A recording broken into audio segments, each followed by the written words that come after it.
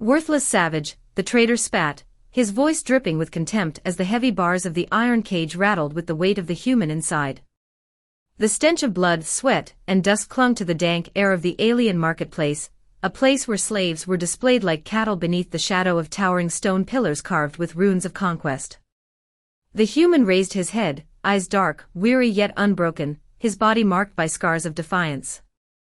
The crowd jeered, spitting insults, throwing scraps of food and bits of stone, but he did not flinch. He was a human on a death world, torn from the ruins of his people's last stand, and yet the fire in his gaze defied the notion of defeat. The traitor smirked and hammered the bars with his staff. This beast is nothing more than a savage. Fit only for labor, not for honor. He did not know that his words were about to spark the unraveling of a fate greater than any crown, greater than any empire. From the crowd stepped a figure draped in silver and obsidian robes, her presence commanding silence in an instant. The alien princess, heir to the House of Stars, daughter of the alien king and queen, moved with the grace of fire itself. Her crystalline eyes, glowing with molten amber, fixed upon the cage. The traitor bent low, bowing deeply, but before he could utter another word, her hand, fist clenched with fury, slammed against the bars. With a crack like thunder, the iron splintered and the cage shattered into shards, silencing the marketplace with a gasp. Dust swirled in the golden light, framing her like a goddess of wrath. She raised her chin, defiant against the stunned faces around her, and declared in a voice that shook the pillars, "That savage is my future husband." The words fell like a storm upon the crowd. Some laughed nervously, others shouted in outrage, and the traitor dropped his staff in terror. The human inside the cage, confused, wary, stared at her as if the universe itself had twisted into madness.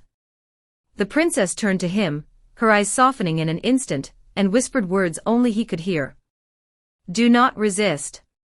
Freedom comes with me." He did not answer, his silence that of a warrior who had lost too much to trust easily. Yet when the guards stepped forward, uncertain, trembling under the command they had just heard, she drew the royal seal from her robes. Its brilliance silenced all doubt. By law, by tradition, her word was binding. The human was released, chains clattering to the ground, his wrists raw but his spirit unyielding.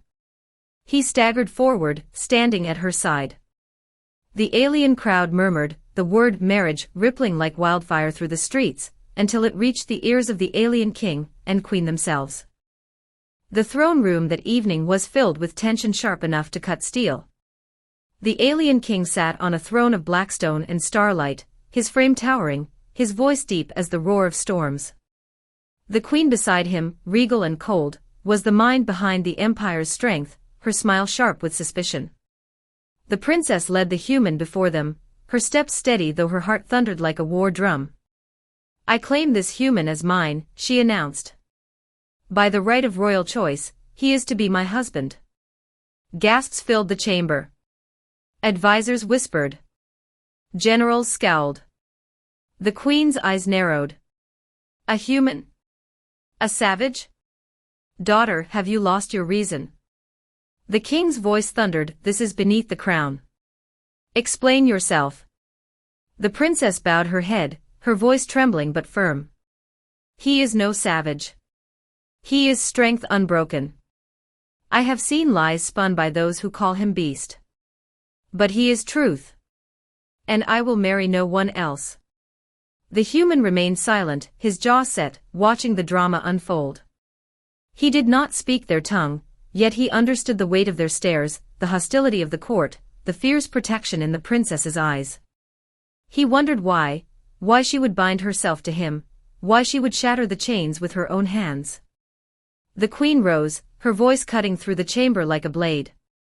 "Daughter, you risk the stability of the empire. Already whispers of rebellion spread. You would bind our bloodline to a human. Or is this a lie to protect your pride?" The word echoed, lie. And in that moment the truth surfaced. The traitor had lied. The alien lords whispered of removing the human quietly, of framing him for crimes, of forcing the princess to marry a suitor of their choice.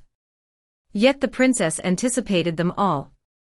She moved him into the heart of the palace, into the shadows of starlit halls, teaching him their tongue, sharing with him her dreams of a future where lies no longer bound their people. Slowly, the human spoke, halting words that carried weight. "Why me?" he asked one night, staring at the alien sky through the carved crystal windows. She smiled, placing a hand over his scarred chest.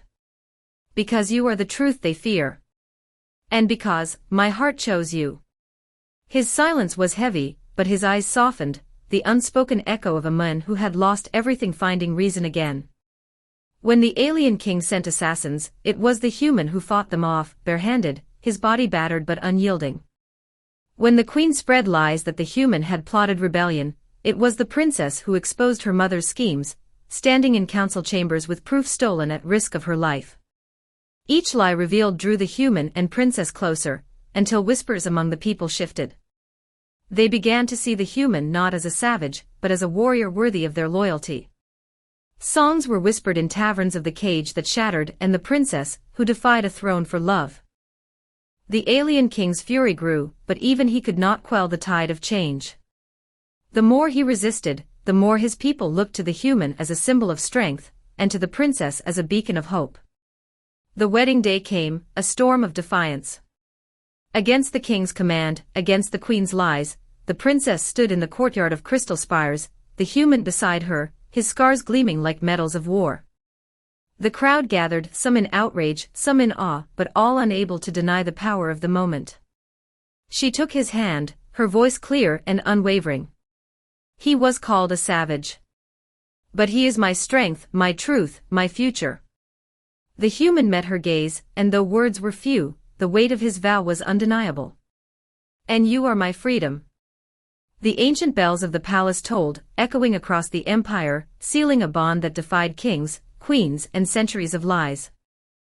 And thus began the legend, the savage who was no savage, the princess who chose truth over crown, and the empire forever changed by a marriage that was never meant to be, yet could not be undone.